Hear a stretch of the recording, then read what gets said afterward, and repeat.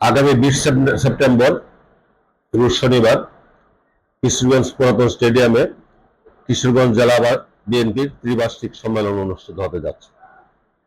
এই সম্মেলনে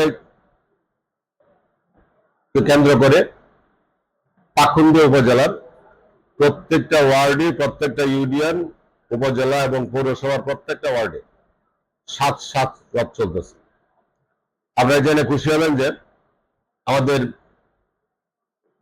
সম্মেলনের উদ্বোধক বিএনপির মাননীয় মহাসচিব আমাদের টুট ব্রিজ পার হয়ে পাকুন্দিয়ার রাস্তায় উনি কিশোরগঞ্জ প্রবেশ করবেন।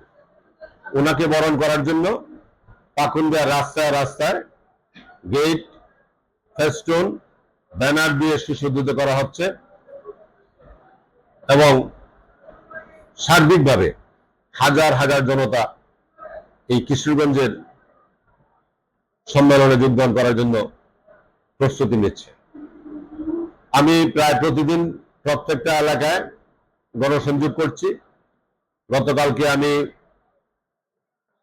বরাটিয়া চৌরাস্তা বাজারে, মির্জাপুর, বাহাদিয়া বাজারে এবং থানারঘাট, সর্বশেষ উদালিয়া চৌরাস্তা বাজারে গণসংযোগ করে এসেছি। নেতাকর্মীদের সাথে কথা হয়েছে, আমি তাদের উচ্ছ্বাস দেখেছি, তাদের মনের মধ্যে একটা আনন্দ বিরাজ করছে যে দীর্ঘদিন পরে কিশোরগঞ্জ জেলা বিএনপির সম্মেলন হচ্ছে। আমরা বিগত 17 বছর আন্দোলন সংগ্রামে ছিলাম। আমিও কিশোরগঞ্জ জেলা বিএনপির একজন কর্মকর্তা হিসাবে এই আন্দোলন সংগ্রামে অংশগ্রহণ করেছি এবং মামলা, হামলা শিকার হয়েছি এবং কিশোরগঞ্জ সারা দেশে, কিশোরগঞ্জ সারা জেলার যে মামলাগুলি, এই মামলাগুলি আমি পরিচালনা করেছি। আমাদের শত শত নেতাকর্মী হাজত কেটেছে, অনেকের জেল হয়েছে, অনেকের মামলা বিচারাধীন ছিল। 5 আগস্টের পরে সরকার আইন অনুযায়ী সেই মামলাগুলি প্রত্যাহারের প্রক্রিয়াধীন আছে।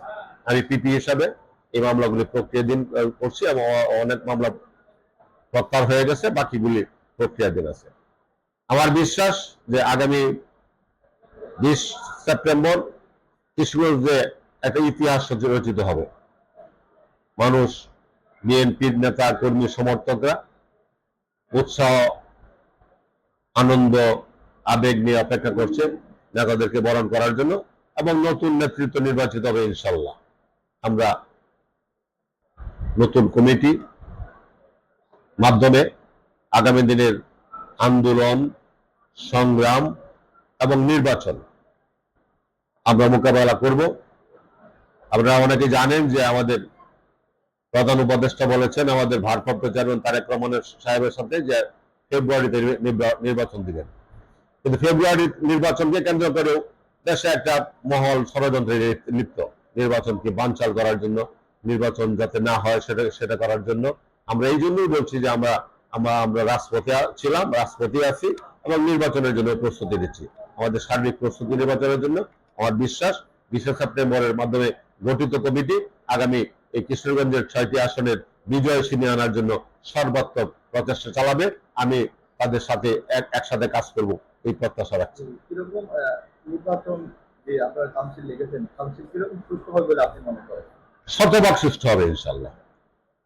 এখানে উৎসব মুখর পরিবেশে আমরা দেখছি বিভিন্ন জায়গায় রাস্তাঘাটে দেশ ব্যানার ফেস্টুন, শত শত তুরন এবং ব্যানার ফেস্টুন, যার যার আবেগ, যার যার ছবি দিয়া যে যেমন ভাবে পারে সেভাবে তাদের চেষ্টা করে যাচ্ছে। দিন পর আপনার স্বৈরাচার শেখ হাসিনার আমলে আন্দোলন চালিয়েছেন, এখন আপনাদের অনুভূতিটা কিরকম? একেবারে দীর্ঘ 9 বছর পর আপনাদের এই সম্মেলন, আসলে আবেগটা আসলে এমনই যে বোঝাতে পারছি না যে আমরা একটা নতুন অবস্থা দেশের মধ্যে আসছি, স্বৈরাচার মুক্ত দেশে একটা স্বস্তিতে আছি। আমাদের নেতা কর্মীরা স্বস্তিতে আছে যে সব দিক থেকে মিলাই আমরা একটা সুন্দর নির্বাচন, সুষ্ঠু সম্মেলন আমরা প্রত্যাশা করছি। যেহেতু এখানে আমরা শুনেছি যে জনাব তারেক রহমান সাহেব তিনি প্রধান অতিথি হিসাবে থাকবেন। আসলে এরকম একটা জেলাতে একটা আলোড়ন সৃষ্টি হয়েছে এবং বিভিন্ন জাতীয় মিডিয়া বলেন, ঢাকা বলেন, সারা বিশ্বে আমাদের কিশোরগঞ্জ দিয়ে আলোড়ন সৃষ্টি হয়েছে। এটা নিয়ে কি বলবেন?